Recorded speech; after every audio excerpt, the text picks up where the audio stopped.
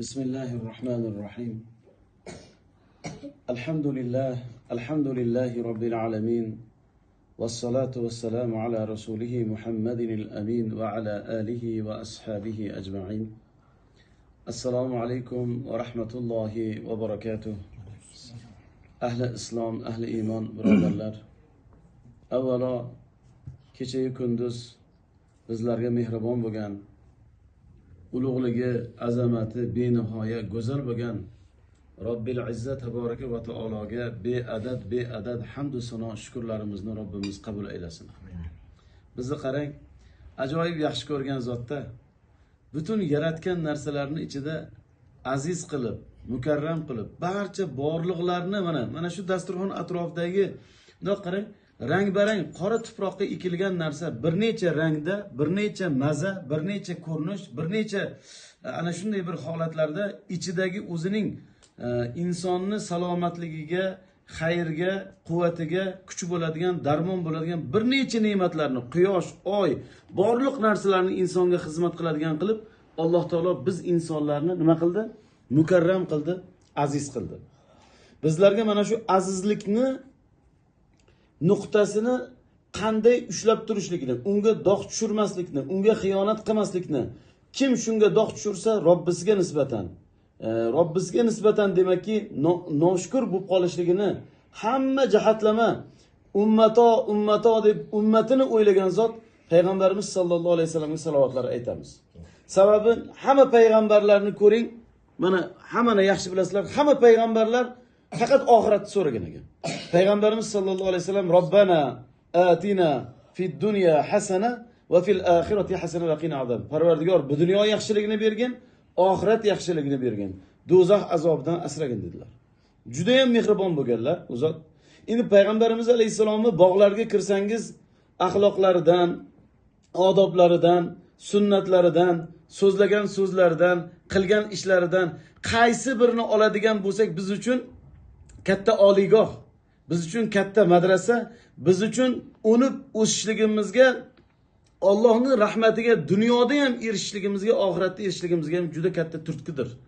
Ana shu zotga ummat qilgan Allohga yana hamd va sanolar bo'lsin. Mana bugun juda ham bir go'zal kunda, bu oy Safar oyi deyiladi. Xayri baraka oyida tabarruk bir xonadonda ham didor bo'lib turibmiz. Alloh taolo bu didorni hammamizga, ham dunyolarimizga, ham oxiratlarimizga zaxira qilsin. Keling, bugungi dasturxonni haqqini bitta muborak ulug' bir hadis bilan bir-birimizga bir iymoniy bog'dan bahramand olishlik uchun, shuni dunyo oxiratimizga ozuqa bo'lishligini, Allohdan manfaatli bo'lishligini so'rab, shu hadisni eslagan bo'lsak.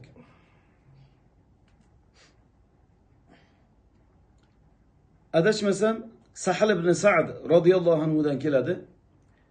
Jaa Jibril alayhissalom ila nabiy sallallohu alayhi va sallam. Kunlardan bir kuni Jabroil alayhissalom payg'ambarimiz sallallohu alayhi va sallamni oldilariga keldilar. Oldilariga kelib aytdilarki: "Ish ma shi'ta fa innaka mayyitun."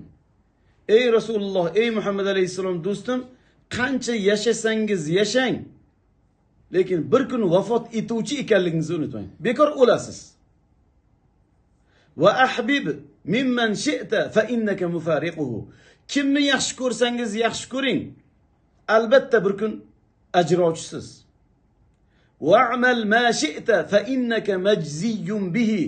Ey Rasululloh, qancha amal qilsangiz qiling, uni mukofoti yoki jazosi bor. Bundoq qarab ko'ring. Hammamiz yashaymiz, qancha bo'lgan taqdirda ham, lekin bir kun vafot etishligimiz aniq. Lekin qatta, qanday uyda, qanday nimada emas, qanday yashashda, orqaga qaraganda uyalmaydigan bo'lib, solih amallar bilan fikringizni go'zal qilib, so'zingizni go'zal qilib, fe'lingizni go'zal qilib, odamlar bilan bo'ladigan muomala munosabatingizni go'zal qilib va har birida biz aytishimiz kerak ekan, har bir so'zlayotgan so'zimiz bizni yo foydamizga yo zararimizga bo'lib qolar ekan. Bir kun vafot etganimizda yo u soyabon bo'lar ekan, yo zararimizga hujjat bo'lar ekan. Shuning uchun Jabroil alayhisalom aytayaptilarki: "Ey Muhammad alayhisalom do'stim, qancha yashasangiz yashang, albatta bir kun vafot etishingizni unutmang. Hammamiz shuning uchun o'limni ko'p eslashimiz kerak ekan. O'limni ko'p eslagan odamda yaxshilik uzilmas ekan. Rasululloh sallallohu alayhi vasallam yaxshilikni topsang gapir, yaxshilikni topa olmasang jim tur. Hozir befoyda so'zlar, befoyda o'tirishlar, na dunyoga na oxiratga manfaat bo'lmaydigan kechalari bilan bezovtaliklar juda xalqimizda bu illat sarin ko'payib ketyapti. Bularni biz eslatishimiz kerak bo'lyapti, lozim bo'lyapti. Aytadilar, kimni yaxshi ko'rsang yaxshi ko'r. Kimni sevsang sev, kimga sevilsang sevil. Uni ishqida mayli yonsang yon, lekin bilib qo'y, yo u yo sen uni tashlab ketasan. Qancha amal qilsang amal qilgin, lekin bilib qo'y, albatta yo uni yaxshi amal bo'lsa mukofoti bor, yomon ish bo'lsa uni jazosi bor. Alloh aytayapti, men mohir chevarman. Faman ya'mal mithqala zarratin khayran yarah. Kim bir misqol darajada yaxshilik qilsa, Alloh unutmaydi. Alloh shunaqa bir buyuk zotki, yaxshi bilasizlarki, qarang, bitta tomog'imizdan o'tadigan guruch Allohdan so'rar ekan, o'taymi yo'qmi deb. Bir qum zarrasi siljimoqligini Allohdan so'rar ekan, bitta barg tushishligini Allohdan so'rar ekan. Va indahu mafatihul g'oybi la ya'lamuha illa hu va ya'lamu ma fil barri wal bahr va ma tasqutu min waraqatin illa bi iznih.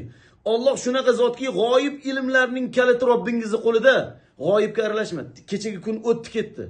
Ertangi kun mafhum bormisan, yo'qmisan?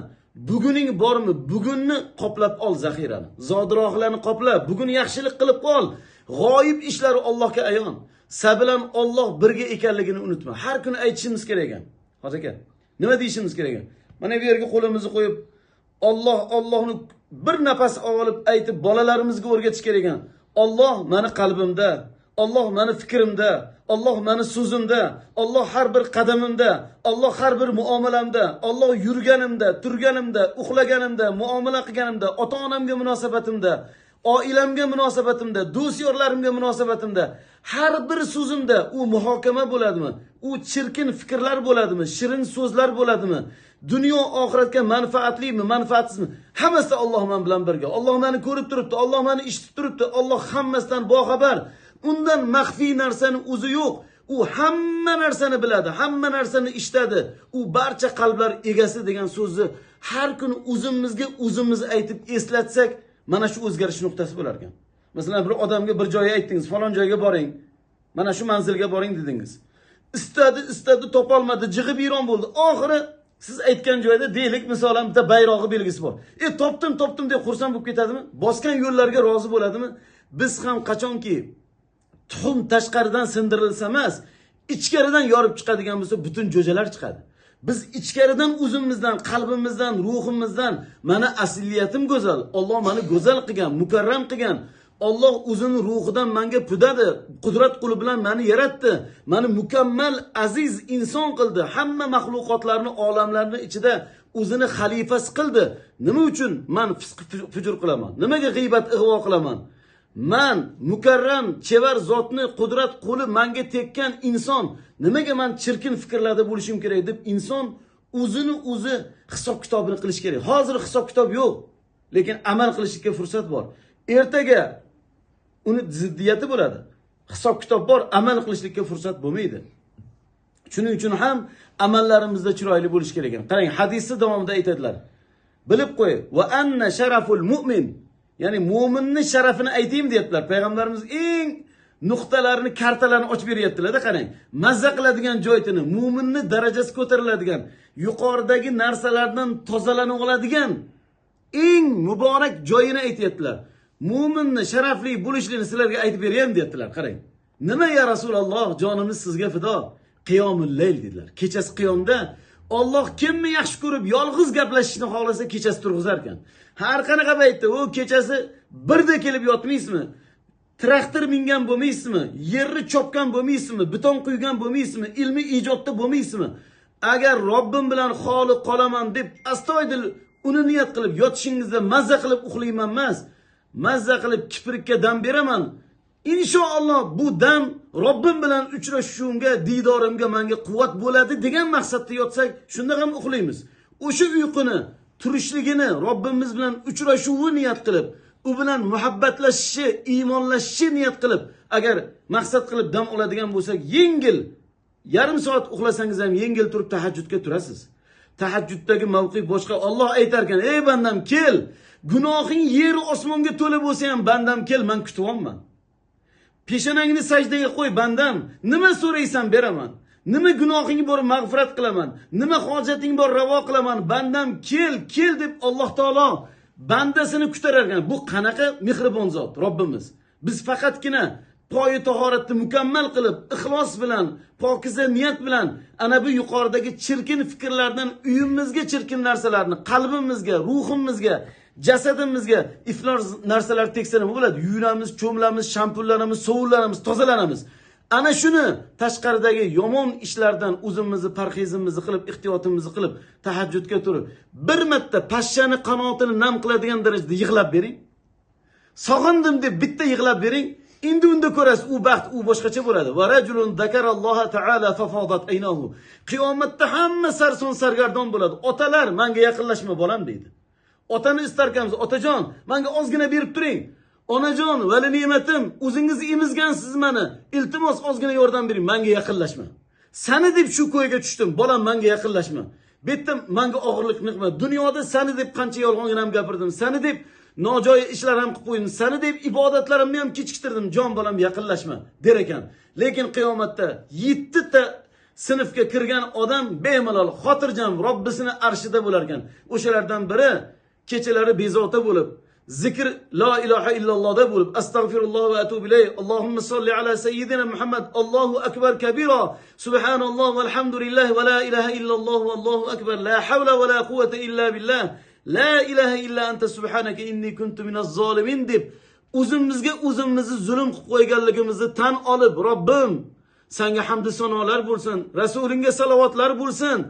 Meni tavbalarimni qabul qil, tavbalarimni qabul qil, istig'forlarimni qabul qil deb undan keyin tilaklaringizni aytsangiz, albatta Alloh ijobat qilar ekan. Allohning huzurida tavbani qabul qilishligida Robbimizda charchash yo'q. Unda qabul qilmayman degani, biz tavbadan charchamasak, u kechirishdan charchamaydi. Biz shukrdan charchamasak, ziyoda qilishlikdan charchamaydi. Biz so'rashdan charchamasak, u ijobat qilishlikdan charchamaydi. Biz tilansak, yalinsak Alloh yaxshi ko'radi. Mana hadisda davomida aytilyapti. Birinchisi, mu'minning sharafi kechasi qiyomul laylmi? Endi aytayapti. Va izzuhu. Qarang. Mana bu so'zning davomida qarang. Payg'ambar alayhisalomga jonimiz fido. Va izzuhu istighna'uhu anin nas. Mu'minning endi izzat topib, aziz bo'lib ketishligini kim xohlasa deyapti. Mu'min bo'lib, musulmon bo'lib, aziz bo'lib yashay desa, odamlardan behojat bo'lsin. Odamlarning qo'liga qarama. Anu yordam berib yoradi, orqamda mana turibdi deb o'zingga o'xshagan 56 razmir kallaga suyanma. Kimga suyan? Allohga suyan. Odamlardan so'rasang unga malol keladi. Bir marta beradi, uchinchisida ensasi qotadi. Alloh taolo so'rasa nima qiladi? Yaxshi ko'radi. So'raganni yaxshi ko'radi. Payg'ambarimiz alayhisalom duo qilar ekanlar: "Robbim, jannatingga hisob-kitobsiz kirgizgin" deb. Duo qilar ekanlar: "Ey Robbim, hasadchini hasadi, dushmanni adovati sabab meni mag'lubiyatga uchrashtirib uni quvontirma" derkanlar. Duoni qarang go'zalligini. "Ey Robbim, hasadgo'yni hasadi, adovat qiladigan adovatchini adovati, makkorni makri sababli meni mag'lubiyatga uchrashtirib uni quvontirma" derkanlar. Qarang, mana bu duolarni kechalari qiladigan bo'lsak, Allohga eng ulug' odam kim ekan desa, Allohdan so'raydigan odam. Bandasiga shikoyat qilmaydi. Bandasiga hech qachon nolimaydi. Boriga shukr, hayotidan minnatdor bo'ladi. Olayotgan nafasdan minnatdor bo'ladi. Ko'zimiz ko'ribdi, minnatdor bo'ladi. Tongga yetkazyapti, minnatdor bo'ladi. Yurtimiz tinch, xonadoningiz ofiyatdami? Minnatdor bo'lishimiz kerak. Payg'ambarimiz aytdilar: "Iymondan keyin keladigan eng ulug' ne'mat kimga ofiyat ne'mati berilgan bo'lsa." Mana ofiyat bor ekan, hozir xotirjam o'tiribmiz. Alhamdulillah. Ofiyatda bo'lgan odam nima degani ofiyat desa, sajdaga boshingiz boryaptimi? Bemalol xotirjam tahorat qila olyapsizmi? Bemalol g'usl qila olyapsizmi? Bir kiygani yirtiq yamoq bo'lsa ham kiyimingiz bormi? Bu ofiyatdamiz. Alhamdulillah. Mana shu ofiyatni, ofiyatga teng keladigan ne'matni o'zi yo'q ekan. Bu ne'matlarni Alloh bizdan olib qo'ymasin. Mana bu hadisni yana bir bor eslaymiz. Jabroil alayhissalom payg'ambarimiz alayhissalomga kelib nima dedilar? Qancha yashasangiz yashang, vafot etuvchisiz. Kimni yaxshi ko'rsangiz yaxshi ko'ring, u sizni yo siz uni tashlab ketuvchisiz, ajrovchisiz. Qancha amal qilsangiz qiling, yo mukofot yo jazo bor. Mu'minning sharafi nima ekan? Kechasi qiyomul laylda turish. Mu'minning azizligi nimada ekan? albatta odamlarga hojati tushmaslik. İza sa'alta fas'alillah. Nimani so'rasang Allohdan so'ra. So'rashlikda malollanmang. Albatta ishonch bilan ud'ulloha va antum muqinuna bil ijaba. Ijobatiga ishongan holatda duo qiling. Kemada ketyapti. Kemada ketayotgan moli dunyosi, hamma narsasi bor edi. Kema birdaniga yorilib, suv kirib cho'ka boshladi. Hamma odamlar cho'kib o'zi bilan o'zi ovora. Siz ham deydi bitta yog'ochga osilib oldingiz.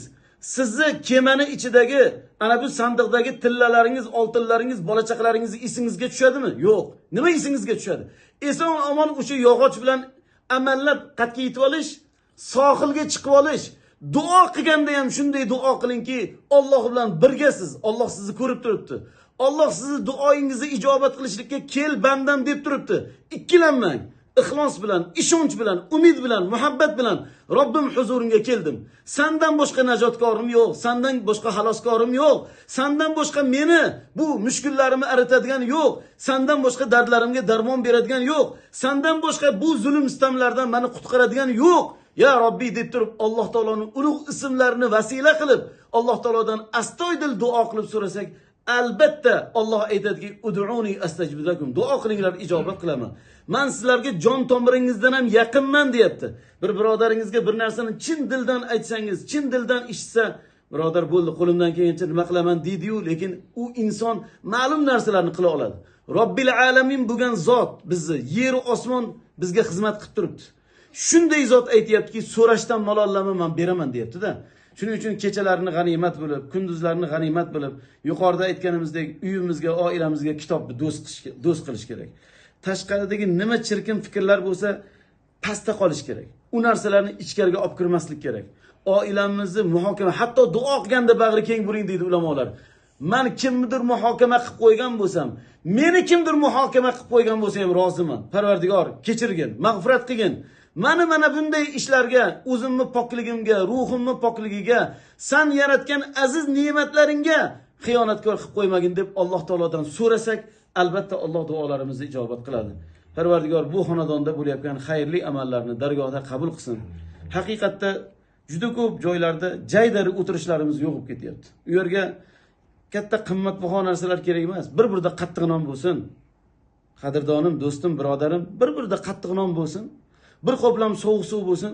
Chin dildan yuragingizdan yaxshi ko'rgan do'stlaringizni to'plab, mazza qilib, o'tirib, bir-biringizga diydorlashib, Allohdan, Rasulidan, din diyonatdan, yaxshiliklardan, ota-bobolarimizdan, o'tgan kunlardan, ulug'larimizning hikmat so'zlaridan, ularni issiq sovuq ko'prigidan o'tib, tajriba maktabidagi yutuqlaridan, bobolarimizning chiroyli ularni bizga qoldirgan ma'naviy meroslardan bittadan hammamiz bir shingildan suhbatlashib tursak, hayotimizda mazmun paydo bo'ladi. Yashashga bo'lgan qiziqish paydo bo'ladi. Buni ko'rgan bizni farzandlarimiz oilalarida, do'stlari orasida otasini, dodasini, bu atrofdagi gul yuzlik, nurlik, iymonlik, sajda qilayotgan, ibodat qilayotgan odamlarni ko'rgandagi farzandlarimizda yaxshilik tarafga qarab o'zgarish bo'ladi. Aytadi-ku, ot nimani bossa, toy o'shani bosadi deydi, to'g'rimi? Qarg'aning bolasi qarg'a bo'ladi. Asl ot toychasi yo'rg'a bo'ladi. Asling qarg'a bo'lsa, bulbul kutma oq, darg'aning bolasi darg'a bo'ladi deydi. Ilohim Alloh taboraka va taologa duo qilamiz.